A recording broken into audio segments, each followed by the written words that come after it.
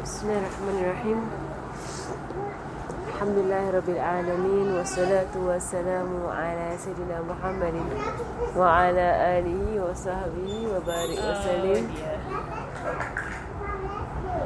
Wa ta'alluma wa ta'lim wa tadhakkura wa tazkir wa naf'a wa intifa' wa ibarata wa istifadah wal hatha ala tawassuki bi kitabillahi wa sunnati rasulih sallallahu alaihi wa alihi wa sahbihi wa sallam wa du'a ila al-huda wa dalalah ala al-khair ibtigha'a wa shillah wa maradatihi wa qurbihi wa thawabihi subhanahu wa ta'ala ma'a lutfin wa afiyatin birahmatika ya arhamar rahimin.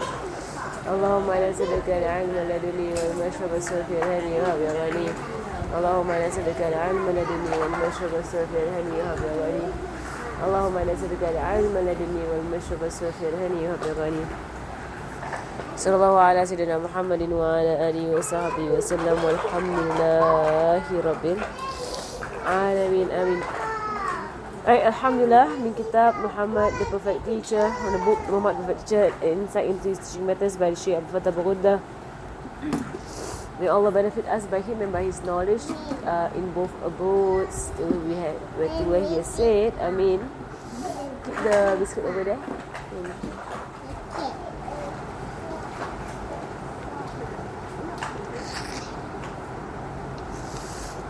Alright, so we are at method number 11, combining speech with gestures.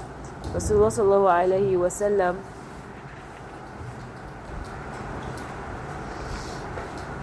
Rasulullah sallallahu alaihi wasallam have taken this before. Alright, we are at hadith number, so we are at combining speech with gestures. Right, we are at hadith number 66.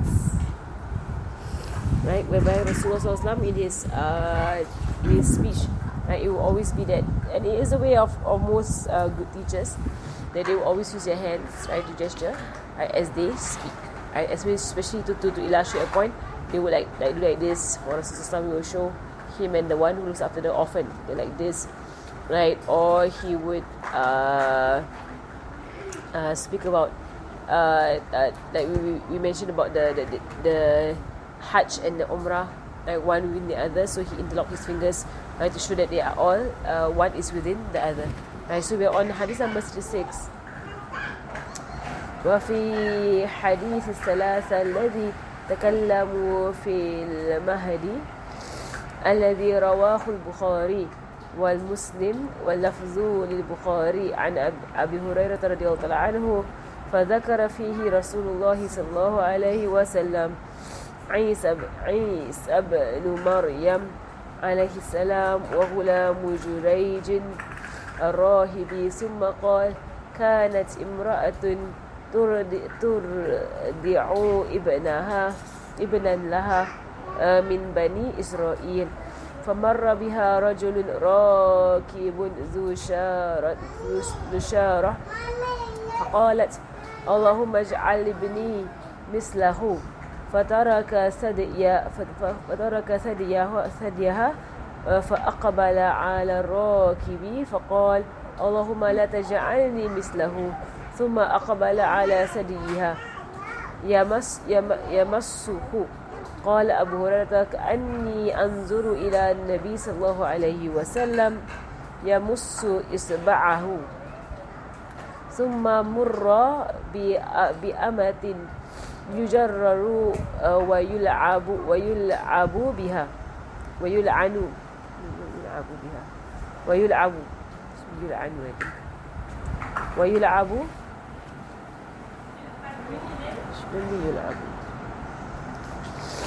المرأة حديث من الناس لا يلعن بها.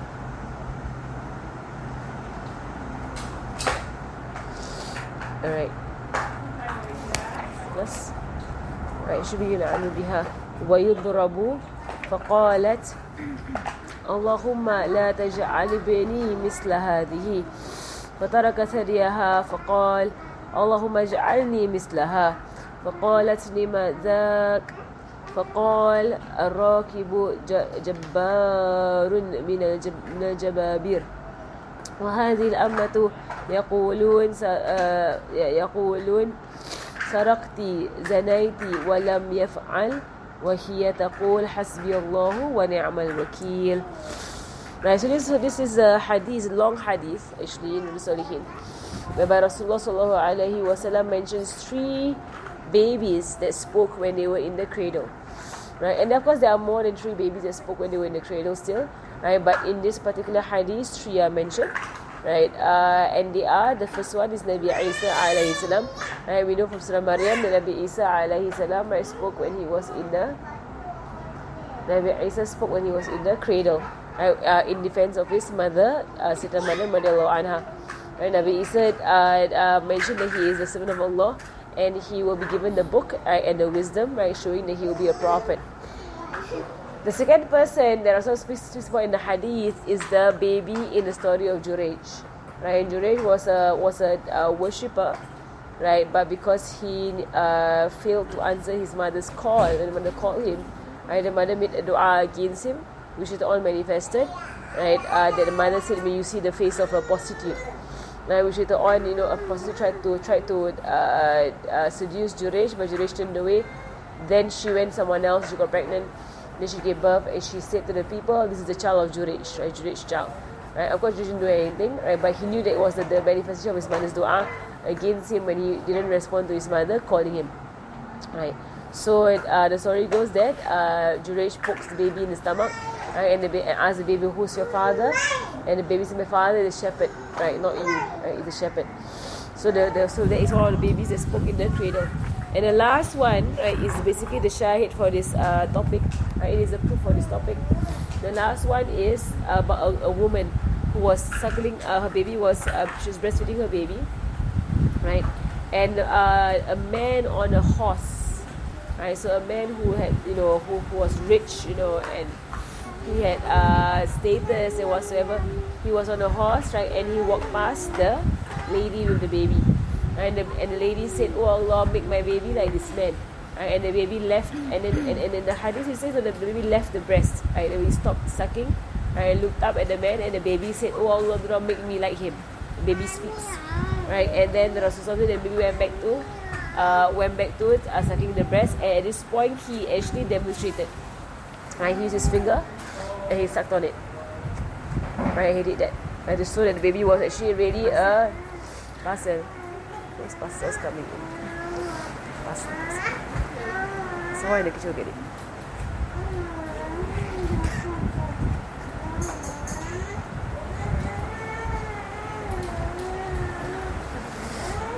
Right, so he put his finger in his mouth, right, and he sucked on it to show the baby was still suckling.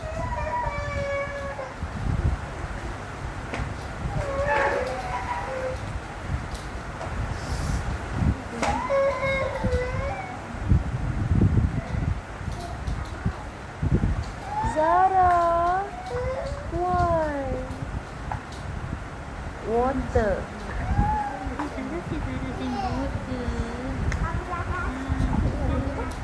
Yeah.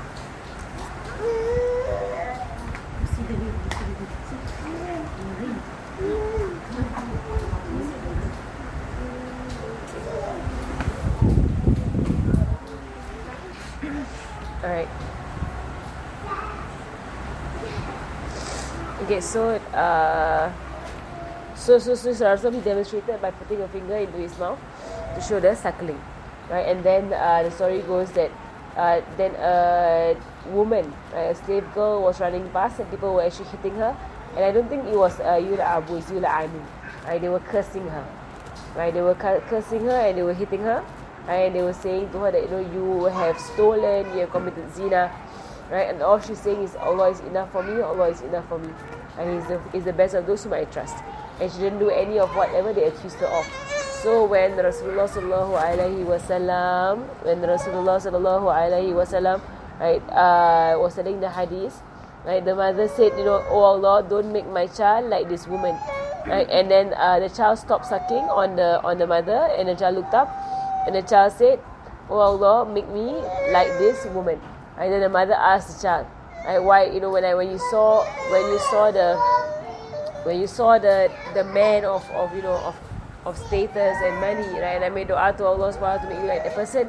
You said don't make like that person, and then when you saw this woman, everybody was scolding and basically cursing, right? And I said don't make me like her, and then you said make me like her, right? So here the child explains that as for the man, right, he's a tyrant, right? And I don't want to be a tyrant. As for the woman, she is being accused wrongfully, right? And she's actually someone who is righteous, right? And dedicated to Allah Subhanahu wa Taala, and I want to be like her, right? Someone who only depends on Allah Subhanahu wa Taala. Right? So that is basically the story that is here, right? And therefore you see that Rasulullah Sallallahu Alaihi Wasallam, even to show like how the baby was suckling, like he demonstrated using his finger. Right? There was no need to show that, but then he showed it. She showed this, right, to show, you know, how basically if you want to make it more interesting lah, you show how it actually happened, right? To use his hands in teaching. Alright, hadith number 67. She didn't give a commentary on the hadith, just give a translation of the hadith, and then he went to the next hadith. So the next hadith, روى إمام أحمد في مسنده عن عبد الله بن مسعود رضي الله عنه قال بينما نحن عند رسول الله صلى الله عليه وسلم في قريب 80 رجلا من قريش ليس فيهم إلا قريشي لا والله ما رأيت صفحة وجوه رجال قط أحسن من وجوههم يومئذ فذكروا النساء فتحدثوا فيهن فتحدث معهم حتى أحببت أن يسكت ثم أتيته فتشهد ثم قال أما بعد يا معشر قريش فإنكم أهل هذا الأمر ما لم تعصوا الله تعالى فإذا عصيتموه بعث إليكم من يلحاكم كما يلحى هذا لقضيب في يده ثم لحى القضيب فإذا هو أبيض يصلد. So Imam Ahmad rahimahullah ta'ala narrates in his Musnad on the authority of Abdullah bin Mas'ud radiallahu ta'ala anhu, who said, once we were sitting in the company of Rasulullah sallallahu alayhi wa sallam with 80 Qurayshis nearby. Every single one of them was a Qurayshi. And so they were all of the tribe of Quraysh. I swear by Allah that I never saw more handsome faces than theirs. They mentioned women and began discussing them. And Rasulullah sallallahu alaihi wasallam continued speaking with them, the Quraysh, until I desired that he would remain silent. I then went to him, Rasulullah sallallahu alaihi wasallam, said the kalima and said, O assembly of Quraysh, you are the people of this religion, as long as you don't disobey Allah subhanahu wa ta'ala. But if you disobey him, he will send to you someone who will peel off your skin, as this twig is peeled off, or into a twig which is in his hand. And then he peeled it, and he appeared glittering white. Right, so basically, another hadith, right? But it's one of the hadiths from the early parts of Islam, right? Early time of Islam, whereby Rasulullah was calling the Quraysh, right, to Islam, right? And the Quraysh were also known. The Quraysh were actually known for their good looks, right? And Rasulullah is a Qurayshi, right? He's of the family of the Quraysh, right? So this is Sayyidina ibn Mas'ud, right? Sayyidina ibn Mas'ud, he was of the lower class, you would say. Right, of the poorer Sahaba, right, and also he was, some say he was a freed slave, Allahu Alam, right, as to his status, right, but he is basically of the lower class, so he's not a Qurayshi, right, with all the Qurayshis, right, and he was describing the situation that was going on, that these Quraysh were disbelievers, right, and they came together and they were talking about women, and they were talking to each other, and Rasul began to preach to them.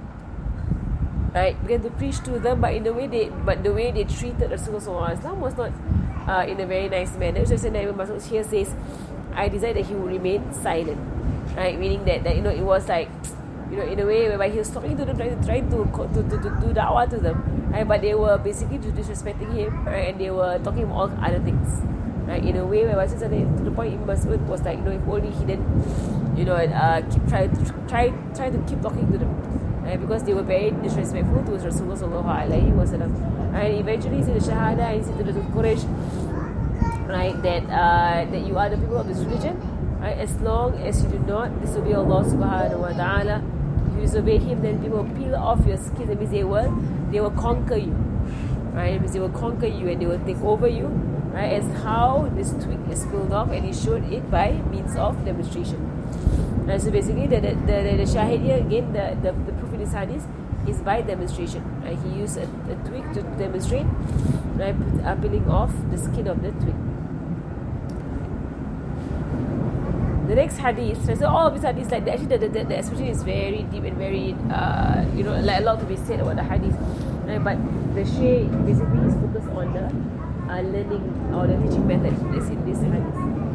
The next hadith, number 68, روى مسلم والترمذي ولفظ له عن سفيان بن عبد الله الثقفي رضي الله تعالى عنه قال قلت يا رسول الله حدثني بأمر أعتصم به قال قل ربي الله ثم استقم قلت يا رسول الله ما أخوف ما تخاف علي فأخذ رسول الله صلى الله عليه وسلم بلسان نفسه ثم قال هذا. Right, so the hadith goes, Imam Muslim and Imam Tirmidhi narrate the authority of Sufyan bin Abdullah al-Thaqafi radiallahu ta'ala anhu, who said, I said, Ya Rasulullah, tell me something which I could hold on to. And he replied, say, my sustainer is Allah, and then remain steadfast. It means have istiqamah on your worship. And he said, Ya Rasulullah, what is the thing that you are most fearful for me? And he, so again demonstration, he held his own tongue. With his own hand, he held his own tongue and he said this. Talking about the tongue. Because there is nothing that can cause a person to enter the fire more easily than the tongue. And the tongue is one of and there are hadiths by another Sahaba say, Rasulullah, the tongue. And then he says to the Sahaba, woe to you. Right? Is there anything else that is the cause of people entering into the fire? Right? Besides the tongue. Right? So it's on us to really, guard over our speech, because it is by the speech that people lose their good deeds, right? And then or their good deeds burn, right? As how fire would burn. Hadith 69 رواه البخاري ومسلم ولفظ للبخاري عن عبد عباس رضي الله عنهما أن النبي صلى الله عليه وسلم سئل في حجته فقال ذبحت قبل أن أرمي فأومأ بيده فقال ولا حرج قال حلقت قبل أن أذبح فأومأ بيده ولا حرج. Right, so in Bukhari and Muslim, and the authority of Sayyidina Ibn Abbas who narrated that Rasulullah was asked about the rites of Hajj. Some said he slaughtered before pelting, that means before throwing the stone at the Jamrah at Mina, and he pointed with his hands, and he says there is no harm. And he pointed with his hands, there is no harm, and that is okay, and then you can actually slaughter the animal before you pelt, right? And then I shaved off my hair. That means because this is called, if you know the rites of Hajj, it is called the smaller tahleel. Right, there are two ways by which you tahleel. Right, so you tahleel by, it means you remove your ihram. Right, for Hajj there are two stages. Right, whereby you can actually remove ihram. Right, and only at the end of the Hajj you can remove the ihram fully. But actually after you finish Arafah, you come down, right, you can actually remove the first stage of ihram. Right, and that allows you to cover your face, cover your head for men. Right, allows you to clip your nails, allows you to wash your hair and so on. Right, but that still does not allow you to get married or to marry others. Right, it means to wed people. Right, it's of the laws of ihram lah. So there's a smaller ihram and there's a greater ihram, but it is usually most people don't know about it unless you go for Hajj. Right, if you go for Hajj, you will know about the two forms of ihram. Right, because for Umrah it's only one ihram. Right, and then once you're done with Umrah, you just remove the ihram. Right, but for Hajj there is a you can descend, right, to an easier ihram. Right, because thereafter 3 days in Mina, right, it will be hard if you want to maintain the ihram of not being able to cut your nails and cut your hair or wash yourself or use soaps and whatsoever. Right, it will be hard. And that's why he said he slaughtered before pelting, or he shaved his head before slaughtering. And if there is no harm, there is no harm, right? Because in the sense, you can bring down the ihram by one level, and he pointed with his hands, right? There is no harm. And so again, like using the hand to gesture, right? There is no harm. Pointing that there is no harm, right? In this.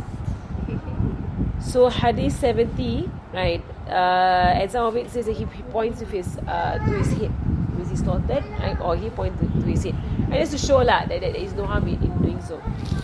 Hadith 70, Rawah Muslim an Miqdad bin al-Aswad radiyallahu anhu, who said, قال سمعت رسول الله صلى الله عليه وسلم يقول تدنى الشمس يوم القيامة من الخلق حتى تكون منهم كمقدار ميل فيكون الناس على قدر أعمالهم في العرق فمنهم من يكون إلى كعبيه ومنهم من يكون إلى ركبتيه ومنهم من يكون إلى حكويه ومنهم من يلجمه العرق إلجاما وأشار رسول الله صلى الله عليه وسلم بيده إلى فيه. Right, so Rasulullah on the hadith that is narrated by Al-Miqdad bin al-Aswad radiallahu anhu, said, I heard Rasulullah say, on the day of resurrection the sun will be brought close to the people, so much so it will be a mile from them. Right, a mile. It will be so near people that they begin to sweat. Right, and he said that it is only for those who will be punished on the day of judgment. Right, as for those who will not be punished, they will be spared, right, being close to the sun.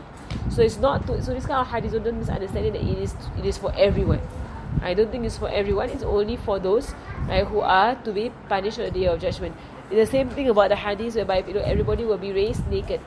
Right, so the believers, right, while you might be raised naked, straight away Allah will clothe. Right, all of those who are to be saved. Right, the clothing happens in a split second. Right, so but when they come out from their grave, they come out naked. Right? And then all those who are who are the sinners, the disbelievers, then Allah will deal with them however Allah SWT wants to deal with them. Right, so the sun coming close to people is not everybody. Right, it is just those who are who will be punished. Right, so of course those who are in the throne of Allah Subhanahu Wa Taala, those who enter the paradise straight away, right, all these people, right, they will not feel the heat of the sun. Right, so a mile from them, the people will be gathered, right, they'll be engulfed in perspiration. Some of them, their perspiration will reach their ankles, right, some of them it will reach their it will reach their knees, some of them their hips, and some of them the perspiration will bridle them, it will muzzle them, right, so they cannot speak on that day. The ulama say about this perspiration hadith, right, it is as if every human being is their own column. Right, so your perspiration will not affect the perspiration of somebody else. Right, so it means that your perspiration you will perspire so much that it will be around the person himself. Right, so it will not go far and wide, right, but it will just be around the person himself. Right, so some people it will be like up to their waist, some people will come to their throats, to their mouth, right, and they cannot speak, right, because of the amount of perspiration that they will be perspiring. Right, so this kind of hadith is to show the fear that people that will experience the day of judgment. Right, it is also to show that they are not allowed to speak, right, but their limbs will be the ones that will be speaking, right, and it will testify against them, right, the limbs will testify against them, right. So here again Rasulullah SAW, he pointed with his hand, right, towards his mouth, right, to gesture, again, to gesture that it will come up to here, right, your person will come up to here, and you will bridle, right, and then you cannot speak and try to argue for Allah Subhanahu Wa Taala, because your own perspiration is keeping you shut, and you can't speak. Right.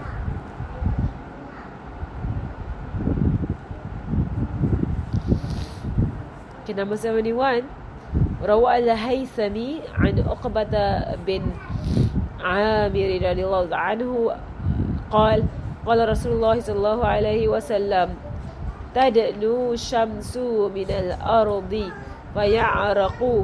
فيعرق الناس فمن الناس من يبلغ عرقه كعبيه ومنهم من يبلغ عرقه إلى ركبتيه ومنهم من يبلغ إلى فخذه ومنهم من يبلغ إلى الخاصرة ومنهم من يبلغ إلى عنقه ومنهم من يبلغ إلى وسط فيه وأشار عقبة بيده فألجم فاه وقال رأيت رسول الله صلى الله عليه وسلم يشير هكذا ومنهم من يغطيه عرقه وضرب بيده إشارة.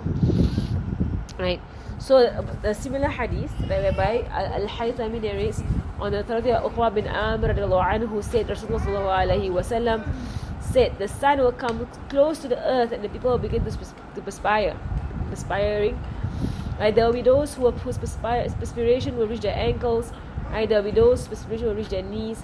There will be those whose perspiration will reach their thighs.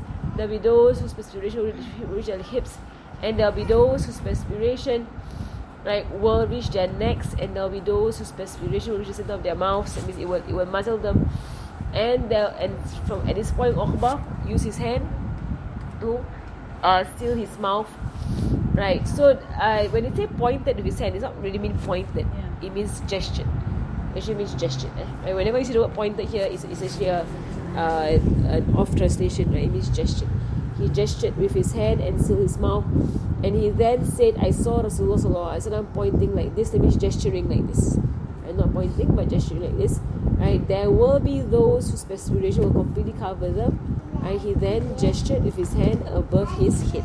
Right? It means his hand, like the perspiration will go over their own heads on the day of judgment. There are many hadith that speak about this situation whereby people's perspiration, they'll be drowning in their own perspiration on the day of judgment. Because of the fear, the intensity of the fear and the heat of the sun on that day. Alright, so that is those hadiths that speak about gesturing. Right, then we have the hadith on raising your hand to emphasize a prohibition. Right, number 12. Right, number 12. Raising a prohibited item with one's hand in order to emphasize its prohibition. So at times Rasulullah sallallahu alaihi wasallam used to pick up a prohibited item with his hand and raise it in full view of his audience. In this way, the act of physically seeing the item will create an indelible impression of its forbidden quality and impermissibility in their minds than mere speech alone would have done. Right, to show it himself, right, that this is impermissible, it's haram, and not to do it. Right, Abu Dawud and Nasa'i rawa Abu Dawud and Nasa'i wa Ibn Majah wa lafzu lahu an Ali bin Ali bin Abi Talib radiyallahu ta'ala anhu قال أخذ رسول الله صلى الله عليه وسلم حريرا بشماله وذهبا بيمينه ثم رفع بهما يديه فقال إن هذين حرام على ذكور أمتي حل لإناثهم. Right, so he took silk and he took gold and he raised it above his head, right, and then he said that for surely these two are haram on the males of my ummah and they are permissible on the females of my ummah. Right, so silk and gold. And just to mention about that, I actually looked up about white gold. Right, same thing is haram. Right, it just is haram. Anything that has any gold in it is all haram. Right, so whether it's rose gold, white gold, they have purple gold, they have all kinds of gold, and these golds are of different colors because of a different percentage of metals that are alloyed together with the gold. Right, but they are gold nonetheless. Right, that means there's still gold within the alloy. Right, so some people don't realize that actually white gold, right, that people might buy for their husbands, for their wedding ring and whatsoever. Right, even though it looks like silver, it's not silver. It's still gold nonetheless. Right, so of course there are different opinions. So people say no, it's like silver. Allahu alam. Right, but for me personally, with my husband, I got a silver ring. Right, silver. Because Rasulullah himself used to wear silver rings. Right, so the sunnah of Rasulullah to wear a silver ring. Right, so I got him a silver ring. It's very hard to find in Singapore. If you go like to Arab countries, very easy. Right, they sell silver in Mecca, Medina. You can easily find a silver ring. Right, and it's very cheap. So silver is cheap. Right, so it's berapa mahal? Kan? All other metals no problem. Right, but there is like a karaha. Right, there is like a dislike. Rasul does not like people to wear iron, copper. Right, iron, copper rings are makruh. Allahu Alam. Silver is the one that he preferred for men to wear. On their pinky finger. And instead for women, it is ring finger. Not pinky, A lot of women wear it on the pinky, but that's actually for the men. Right, so just because you read Hadith, and you see somewhere wore silver ring on his pinky, right? Not cannot, but the sunnah is on the men. So as far as I know, all the women that I know of, right, the Hababas, all that, you will not see them wear stuff on their pinky finger. They will actually wear on their ring finger.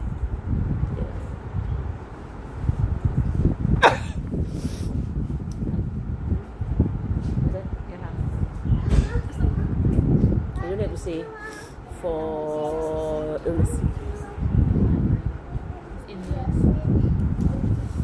The one that kan sakit pun doa. Because like if like you have a flu, right, it's not the one whereby you is the random. Yeah, it's a random one. But the sickness is sickness. Sickness. روى الإمام أحمد في مسنده عن عبادة بن صامت رضي الله عنه قال إن النبي صلى الله عليه وسلم كان يأخذ الوبرة من جنب بعير من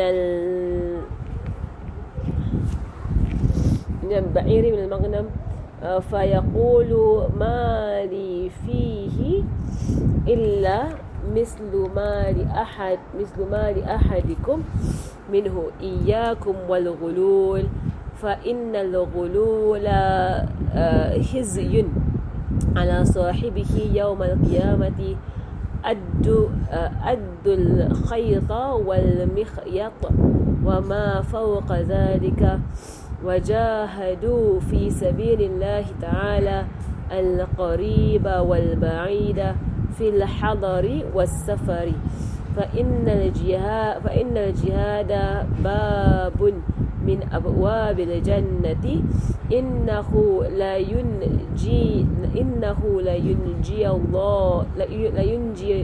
الله تبارك وتعالى به من الهم والغم وأقيموا الحدود في القريب والبعيد ولا يأخذكم في الله لومة لائم. Imam Ahmad rahimahullah ta'ala narrates in his Musnad on the authority of Ubadah bin As-Samit radiyallahu anhu said Rasulullah sallallahu alayhi wa sallam used to take some hair from the booty camels, right, and say, I do not have the right to take anything more than whatever right you have to take from it, right, the booty. Right, to show, that we can't take anything, and not even the hair you can take. Right, so beware of deception in beauty. Right, ghulul is basically to steal from the war booty. Right, and those who commit a ghulul and who steal the war booty is all the major sins. Because such deception will be a source of disgrace on the day of resurrection when a person who commits it, right, you should hand over even a thread, a needle, and whatever is more than that. That means whatever you find, and when in the battlefield, you must bring it to the Amir, and then the Amir will distribute everything. Right, so nobody should take whatever they find in the battlefield. Right. Wage jihad in the way of Allah subhanahu wa ta'ala against those who are your relatives and those who are not. Right, whether those who are close or those who are far. Right, if they are fighting against you, you fight against them. While you are a resident or a traveller, right, so regardless, right, of who you are, right, if people fight you, you fight them. It is because jihad is one of the doors of paradise. It is through jihad that Allah subhanahu wa ta'ala will save you from distress and worry, establish the penal laws of Allah subhanahu wa ta'ala amongst your relatives, and those who are not. Do not let the custom of others prevent you from establishing the laws of Allah subhanahu wa ta'ala.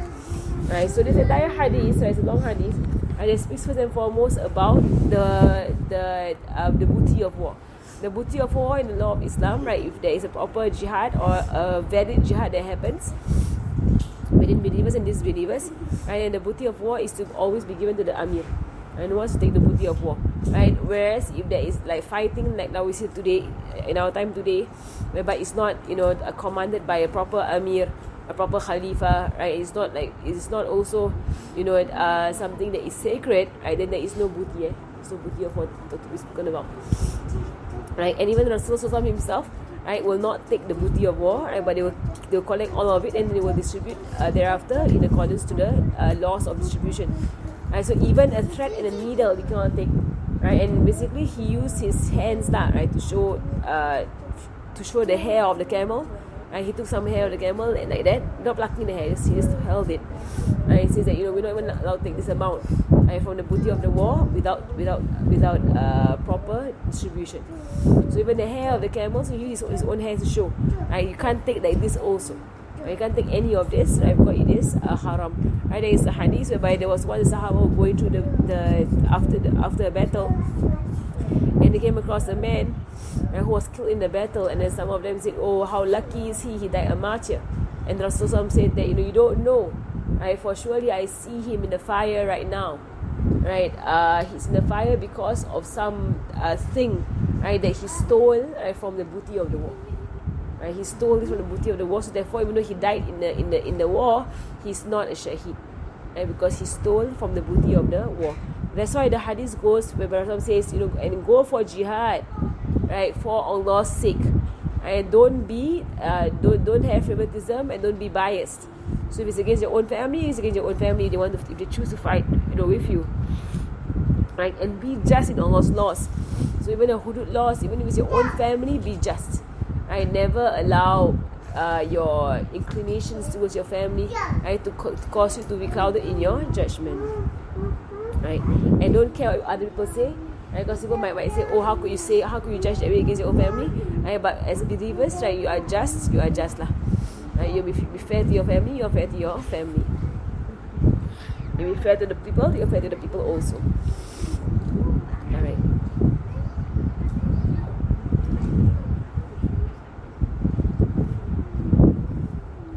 Okay, the 13th method to begin teaching in the absence of any student's request.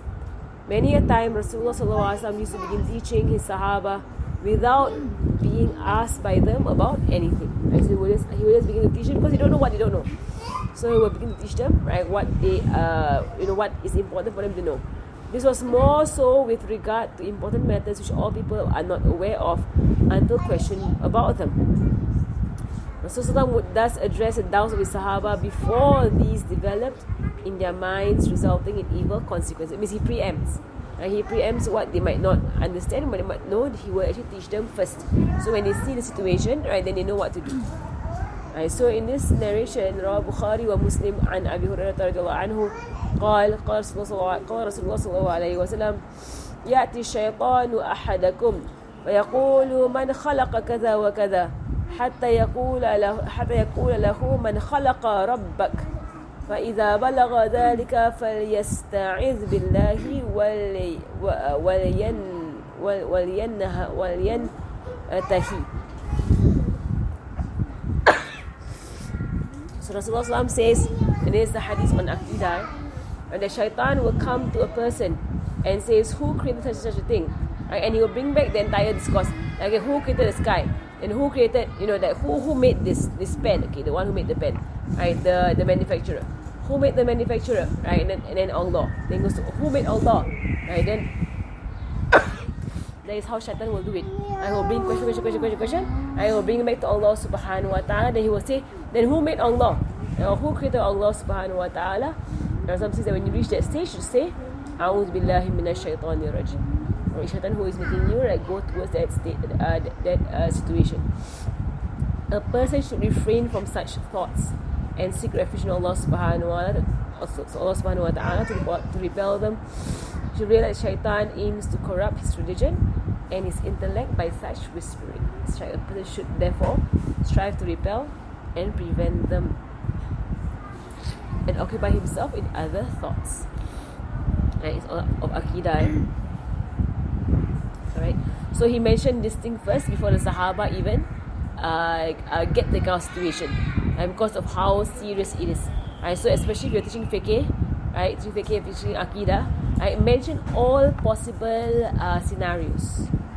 So even if you think that they might not reach it, I just mention the scenario now. You mention the scenario so that your students, when they find themselves in that scenario, they know what to do.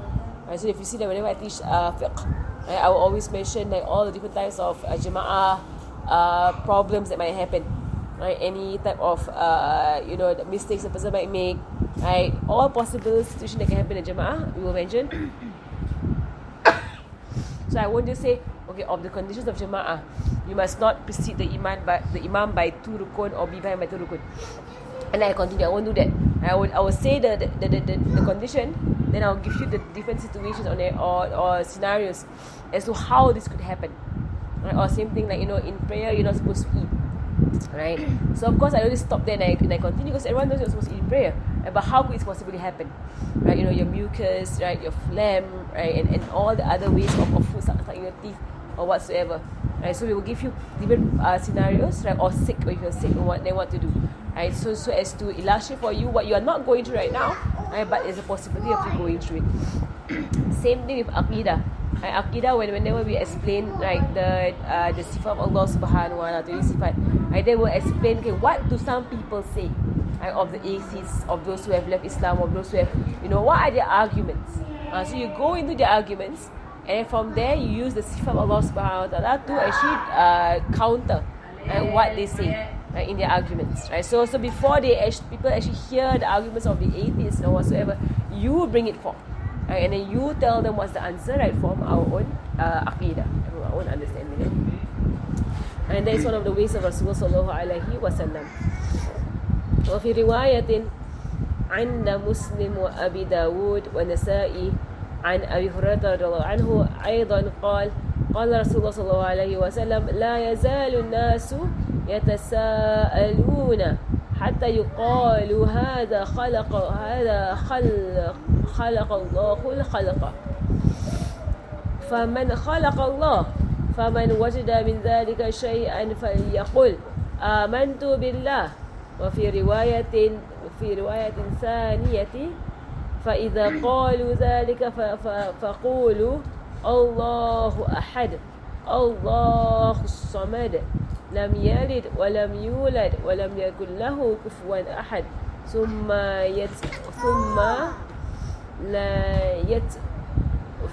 لا يتفل عن يساره. يتفل means to dry spit عن يساره ثلاثة وَلْيَسْتَعِذْ مِنَ الشَّيْطَانِ. Right? Similar hadith, that your question will bring you from question to next question until to the point whereby you ask who is Allah subhanahu wa ta'ala. At this point say I believe in Allah or recite Surah Al-Ikhlas to remove this kind of waswasa from shaitan. Right? And then dry spit to your left side 3 times to get rid of shaitan. Whenever you feel any form of disturbing thoughts coming to your head, dry spit to your left 3 times. The following hadith of Anas bin Malik radhiallahu anhu is an example showing the acceptability of a teacher posing questions to his students in order to reach them and direct their mind towards particular issues. Right, so now the teacher gives questions to students in order to make them think about issues.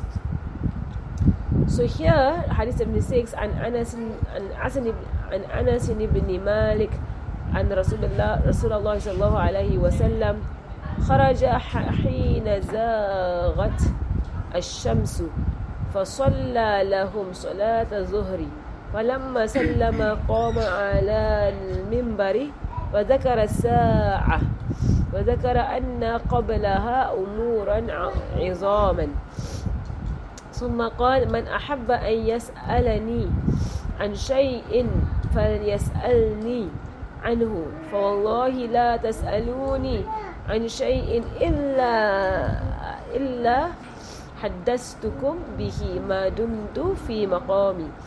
قال أنس بن مالك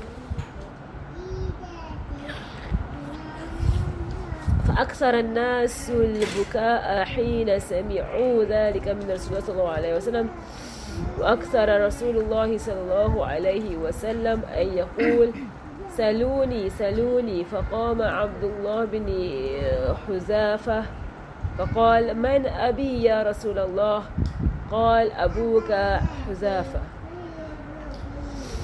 So Anas bin Malik radiallahu anhu narrates